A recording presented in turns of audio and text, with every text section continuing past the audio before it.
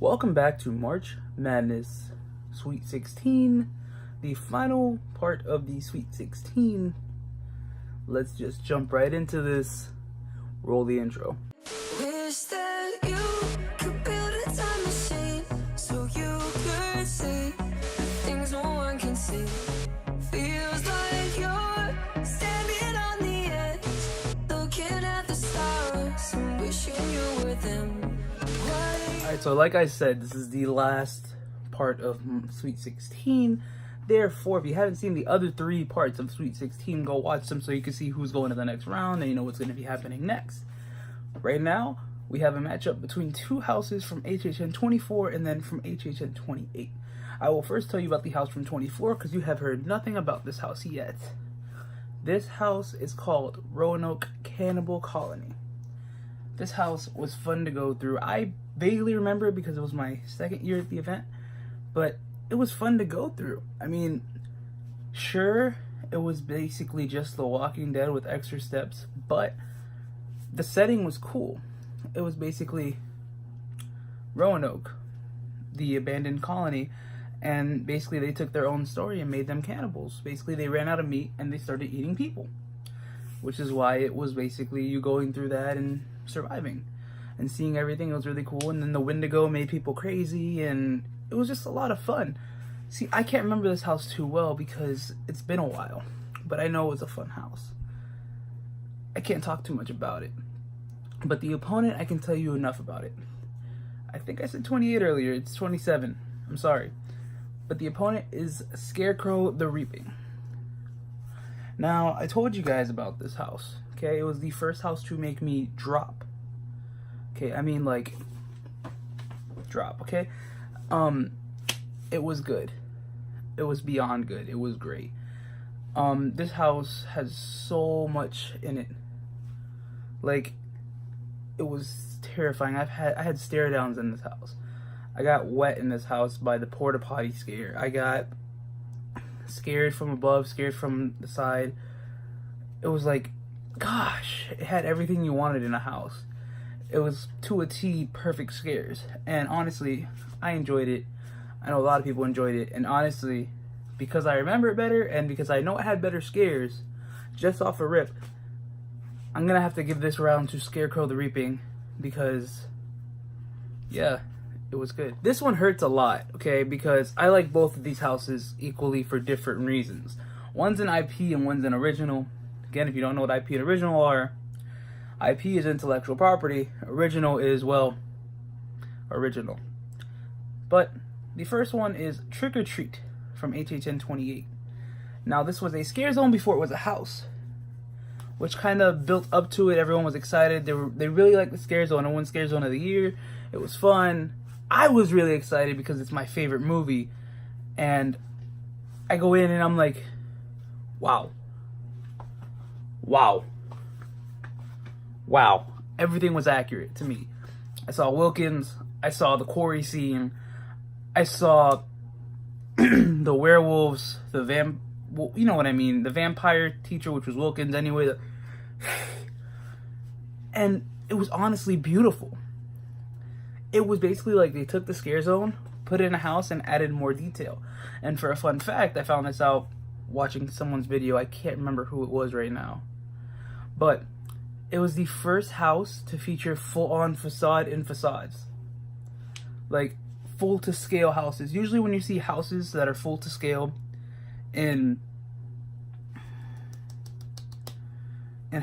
like for example in Halloween, when we had it looked like a house in the place. No, it's just forced perspective. It wasn't a full-on house. For Trick or Treat, it was a full-on house, and Sam was everywhere for this house. That little guy right there was everywhere. I mean, it was terrifying, but really fun. I enjoyed this house too much. The opponent, on the other hand, from HHN 27, Dead Waters. Wow, I was excited for this house when it got announced. Like Trick or Treat, it was a scare zone before it was a house. It was a scare zone at 24. It was Bayou of Blood.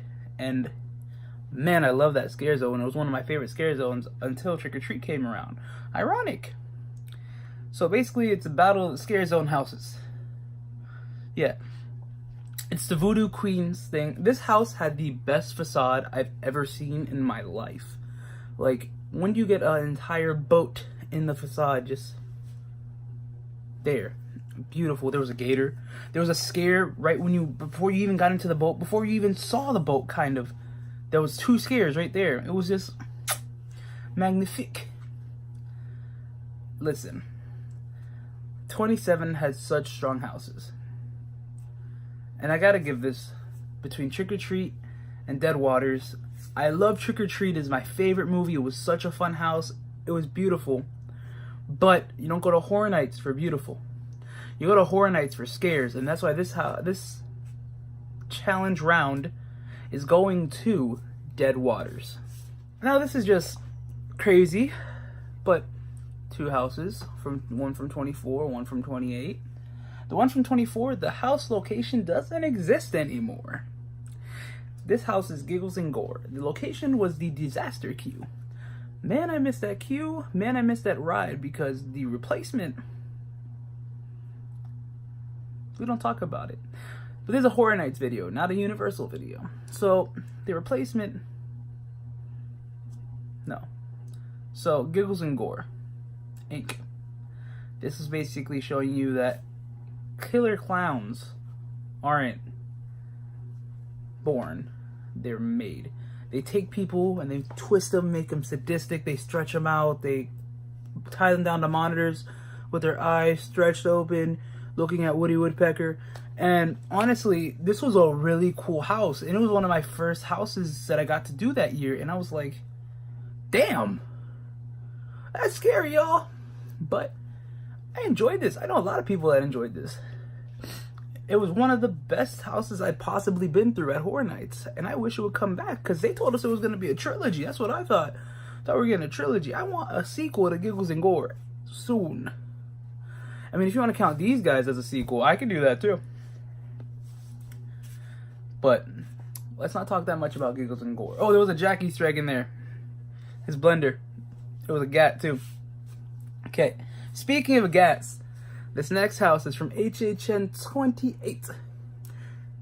This guy, like I said before, was the biggie.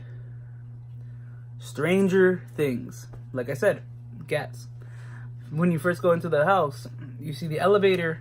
When you remember the scientist, and then he gets to the elevator, he's waiting, and then the Demogorgon just you press the button, and it's like. Okay, but this, like I said last time I spoke about this house, it was beautiful. It had amazing sets. It was literally, it was literally the entire show, first season. Everything you wanted was there. And did I mention Demogorgons? Because them boys were everywhere too. I mean, if you wanted a true to show house, this is exactly what you got. And I gotta say, I gotta give it to him. It won House of the Year. It was a fun house to do. I enjoyed it. It's the house I went through the least this year, but it's because of the line that it had, the popularity that it had. And I just feel like it was a good house. Hats off. Congrats. Between this and Giggles and Gore, Stranger Things and Giggles and Gore, I'd have to go with Stranger Things. Just because it's so popular and it's such a good house. Like, they could have messed it up. They could have made it a terrible house, but they made it a decent house. And thank you for that. But we're going back to Upside Down this year, so it's fine. And now for the final matchup in the Sweet 16, we have Alien vs. Predator going up. Oh, let me just talk about Alien vs. Predator. Okay, I talked about it earlier in an earlier video. I went crazy. Okay. Xenomorphs, beautiful. Predators, amazing. And I would have to say, Alien and Predators together, terrifying. Well, as of today, 12 a.m.